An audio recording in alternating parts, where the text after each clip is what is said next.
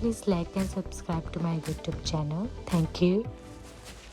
So, आज हम करेंगे pH यानी कि power of hydrogen. So, as we know, pH is a universal indicator, right? So, it's a universal indicator. First of all, pH is a universal indicator. Next, why we say pH a universal indicator? Because it tells the complete strength of acid and base. Why we call it universal indicator? Because it tells us about the complete strength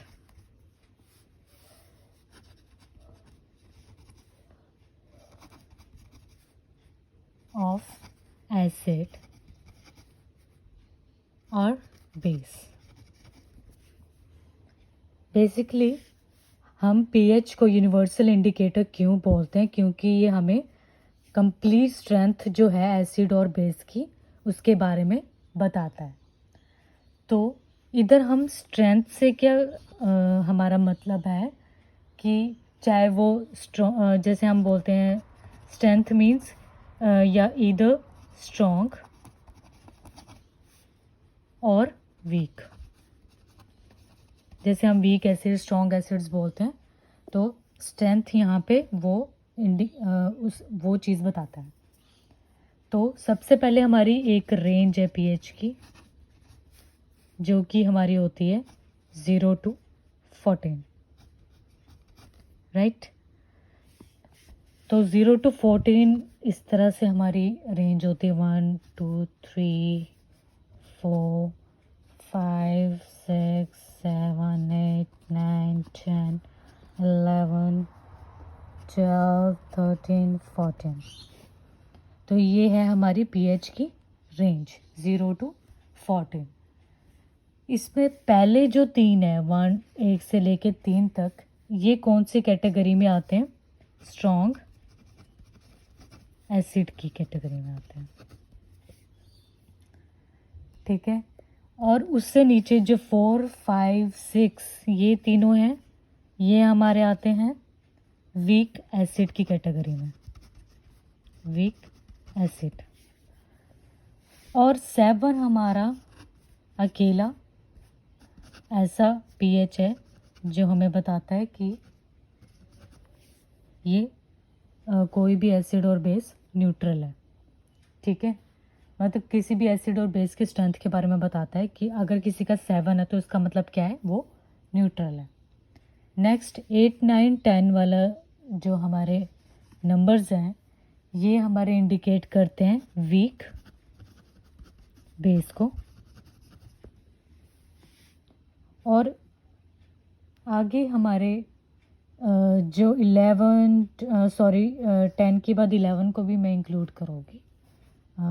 ये 11 8 9 10 11 ये चारों जो हैं ये किसको represent करेंगे? Weak base को. Next जो लास्ट के 3 हैं ये तीनों इंडिकेट करेंगे स्ट्रॉन्ग बेस को. तो इस तरह से ये कैटेगराइज किया है मैंने strong acid, weak base, strong base को और न्यूट्रल को, कि पहले जो 1 2 3 वाले हैं इसमें हम 0 को भी इंक्लूड कर लेते हैं. तो पहले जो 4 हैं वो स्ट्रॉन्ग एसिड रिप्रेजेंट करते हैं.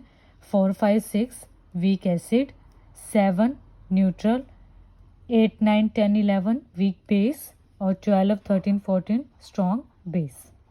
तो इस तरह से मैंने ये 5 कैटेगरीज लिख दी यहाँ पे. अब नेक्स्ट स्टेप क्या है कि इन एसिड्स का weak acid, strong acid, neutral, इनका कलर के बारे में हम यहाँ पे डिस्कस करेंगे. तो जो वेरी स्ट्रॉन्ग एसिड्स हैं इनका कलर होता है ब्राइट रेड। जितने भी हमारे स्ट्रॉन्ग एसिड्स होंगे उनका कलर ब्राइट रेड होगा। जब वो एसिड्स को वाटर में डिसॉल्व करेंगे तो उनका कलर क्या होगा? Bright red. उसी तरह से जब ये वीक एसिड वाली कैटेगरी होगी तो वीक एसिड वाले जो अगर कोई colour red to orange change हो रहा है तो इट मीन वो कलर क्या कर रहा है? दैट एसिड इज़ अगर कोई भी एसिड रेड कलर को ऑरेंज में चेंज कर रहा है तो that is a weak acid. Next, neutral का कलर होता है ग्रीन एंड वीक बेस का कलर होगा ब्लू। उसी तरह से स्ट्रॉन्ग बेस का कलर होगा वॉयलेट। सो ये तो हैं जो मैंने ये रेंजेस के बारे में बताया पीएच की, कि ये हमारी रेंजेस होती हैं और ये हमारे एसिड्स न्यूट्रल इनकी कैटेगरी होती है पीएच रेंज के अकॉर्डिंग, और ये इनके कलर्स होते हैं जो हम अपने प्रैक्टिकल्स में जब करते हैं तो हमें पता लगता है जब हम प्रैक्टिकल करते हैं कि कौन सा एसिड कौन सा कलर देता है और न्यूट्रल का क्या कलर होता है। तो आई होप इसके बाद इन कलर्स को जानने के बाद आप को इतना आइडिया हो जाएगा कौन सा कलर कौन से एसिड को रिप्रेजेंट करता है। नेक्स्ट, अगर हमारे पास आते हैं, मैं कुछ कंपोनेंट्स लूँगी जिनके एसिड्स इम्पॉर्टेंट है, जिनकी एसिड्स की वैल्यू इम्पॉर्टेंट होती है, याद रखना। नेक्स्ट मेरे पास ये लिस्ट है जो हम जिनकी पीएच वैल्यूज़ पता होना ज़रूरी है, और ये मोस्टली जितने भी कॉम्पिटिटिव एग्ज़ाम्स हैं और जितने भी स्कूल के एग्ज़ाम्स हैं, कॉलेज के एग्ज़ाम हैं, मोस्टली इनकी वैल्यूज़ पूछी जाती है। तो सबसे पहले हमारे पास आता है कॉन्सेंट्रेटेड हाइड्रोक्लोरिक एसिड, जिसका केमिकल फॉर्मूला HCl होता है। इसकी वैल्यू जो है होती है 0 to 1 के बीच में पीएच वैल्यू, और ये सारी हम पीएच वैल्यूज़ डिस्कस करेंगे। तो सबसे पहले मैंने बताया कॉन्सेंट्रेटेड हाइड्रोक्लोरिक एसिड जो है इसका पीएच 0 to 1 के बीच में होगा। नेक्स्ट हमारे पास HCl इन स्टमक, और हम कह सकते हैं गैस्ट्रिक जूस। दोनों में से कुछ भी लिखा हो तो इसका मतलब इन दोनों की वैल्यू सेम ही होने वाली है पीएच की, और वो कितनी होगी? 1.5 to 2.5। 1.5 से 2.5 के बीच में अगर कोई वैल्यू है तो वो होगी HCl इन स्टमक की और गैस्ट्रिक जूस की। एक पर्टिकुलर वैल्यू मैं नहीं कहूँगी, क्योंकि कई बुक्स में मैं ये रेंज में इसलिए लिख रही हूँ क्योंकि कई बुक्स में नेट में जो वैल्यूज़ हैं वो इनके बीच की ही मिलेगी, कोई भी पर्टिकुलर नहीं है। कई बुक्स में पर्टिकुलर जो है गैस्ट्रिक जूस की 1.78, कई में 2.1, तो इसलिए मैं सिर्फ यहाँ पे रेंज लिख रही हूँ क्योंकि इसकी एक पर्टिकुलर वैल्यूज़ ऐसा है ही नहीं कि किसी बुक में सेम वैल्यू इन दोनों की तो कहीं भी नहीं दे रखी है, सब में डिफरेंट ही दे रखी है, इसलिए मैंने यहाँ पे रेंज ही रिप्रेजेंट की है प्रॉपर। नेक्स्ट आती है वैल्यू विनेगर की। तो विनेगर की भी वैल्यू अराउंड 4 मैं कहूँगी, क्योंकि इसकी भी अब मान लो कोई भी अब ये तीनों का ऐसा है कि जैसे किसी भी एग्ज़ाम में आते हैं तो अगर आपको लगता है कि 0 और 1 के बीच में वो वैल्यू है तो उसे उन ऑप्शंस में से टिक कर देना। अगर वो वैल्यू नहीं है तो वो ऑप्शन नहीं होगा, ठीक है। तो इसी तरह से इन तीनों का ऐसा ही है। विनेगर का भी मैं अराउंड 4 लिख रही हूँ क्योंकि इसकी भी वैल्यू फ्लक्चुएट करती है।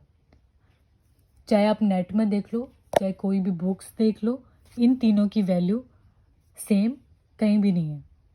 ठीक है, नेक्स्ट आता है हमारा मिल्क ऑफ मैग्नीशिया। इसकी तो प्रॉपर वैल्यू है और वो है 10.5। नेक्स्ट इसी तरह से नेक्स्ट मेरे पास है लेमन। लेमन की पीएच वैल्यू 3.4। नेक्स्ट कॉफ़ी की 5.5 एंड वाटर की जो हम पीते हैं उसकी 7। नेक्स्ट एसिड रेन की, इसकी भी वैल्यू फ्लक्चुएशन है 5.2 टू 5.8 के बीच में।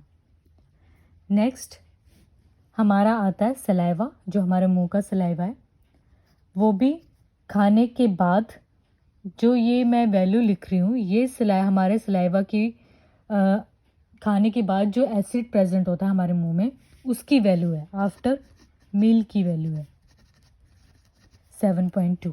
बिफोर मील जो है इसकी वैल्यू 7 के अराउंड होती है। ठीक है, तो ज़्यादा है जो वैल्यू है वो इतनी वो नहीं करती। ठीक है, बट इस तरह से जो है ये वैल्यू डिफ़र करती है, पर ज़्यादा डिफ़र नहीं कर रही। नेक्स्ट, और हम बिफोर मील जो है 7 लिख रहे हैं, तो इसका मतलब क्या है, ये अल्कालाइन इन नेचर है। बिफोर मील अगर हमारे सलाइवा की पीएच वैल्यू 7 है तो इसका मतलब वो अल्कालाइन इन नेचर। और 7 तो इसका होता है न्यूट्रल, मतलब न्यूट्रल होता है हमारा। जब हम कोई चीज़ खाते हैं, चाहे वो कोई भी खाना खाते हैं, उसके बाद हमारे जो माउथ है उसमें एसिड हमारे जो टंग है उसके कांटेक्ट में आ जाता है, लिटिल बिट एसिड, जिसकी वजह से हमारा पीएच जो है वो 7 से 7.2 हो जाता है। नेक्स्ट इसके बाद लास्ट में हमारा आता है ब्लड का पीएच, वो होता है 7.4, जो कि जिसे हम अल्कालाइन इन नेचर भी कह सकते हैं। तो इस तरह से ये वैल्यूज़ सारी हैं पीएच की, वो भी 10 डिफरेंट एलिमेंट्स की। ठीक है, कंपोनेंट्स की। और नेक्स्ट जो है एक बात, जितने भी वाटर सोल्यूबल बेसिस हैं उनको हम अल्कालीज बोलते हैं। अल्कलीज हम किसको बोलते हैं, वाटर सोल्यूबल बेसिस को। ठीक है, अल्कलीज वाटर सोल्यूबल बेसिस को बोलते हैं। उसी तरह हम कह सकते हैं कि ऑल अल्कालीज, जितने भी सारे अल्कलीज हैं वो बेसिस हैं, बट सारे बेसिस जो हैं वो अल्कलीज नहीं हैं, क्योंकि सारे के सारे जितने भी बेसिस हैं कुछ तो वाटर सोल्यूबल है, उनको अल्कलीज बोलते हैं, जो वाटर सोल्यूबल नहीं है उनको अल्कलीज नहीं बोलते। ठीक है, तो ये कहना कि सारे बेसिस अल्कलीज है वो गलत होगा। ठीक है, बट सारे अल्कलीज बेसिस ज़रूर होंगे, तो ये चीज़ पता होनी चाहिए। नेक्स्ट एट लास्ट एक ही टॉपिक बचा है इस पूरे पीएच एस वैल्यू का, और वो है एम्फोटेरिक सब्सटेंस, जिसे हम ऑक्साइड भी कह देते हैं, एम्फोटेरिक ऑक्साइड। अब ये एम्फोटेरिक सब्सटेंस और ऑक्साइड क्या है, ऐसे सब्सटेंस जो एसिड की तरह भी बिहेव करते हैं और बेसिस की तरह भी बिहेव करते हैं। ठीक है, सब्सटेंस which can behave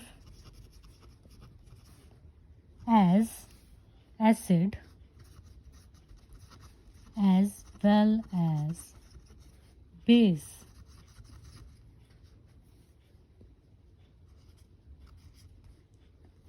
ठीक है, तो एम्फोटेरिक ऑक्साइड और सब्सटेंस क्या, कौन से ऐसे सब्सटेंस होंगे जो बिहेव करते हैं एसिड की तरह एज वेल एज बेसिस की तरह। तो इस पे एम्फोटेरिक सब्सटेंस के एग्जाम्पल मैं बता देती हूँ, जो कि तीन ही है। First is water, second is zinc oxide, जिसको केमिकल फॉर्मूला होता है ZnO, it is zinc oxide. And the third one is aluminium oxide, और इसका कॉमन नेम होता है, जो पता होना चाहिए, एल्यूमिना। ये क्या है, कॉमन नेम। और ये चीज़ जो मैं लिखती हूँ ये क्या है, हमारा केमिकल फॉर्मूला।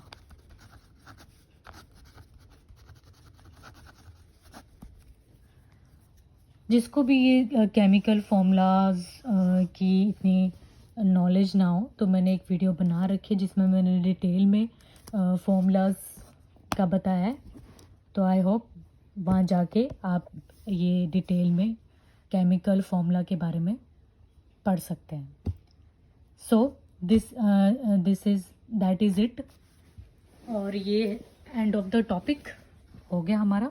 तो इसके बाद मैं नेक्स्ट वीडियो जो बनाऊंगी वो रिलेटेड होगी मेरी एसिड एंड बेसिस की, जो डिफरेंट टाइप्स ऑफ एसिड और बेसिस होते हैं उनके बारे में बनाऊंगी। और उसके बाद इंडिकेटर्स के बारे में भी हम डिस्कस करेंगे अपनी नेक्स्ट वीडियोस में। So best of luck and good luck.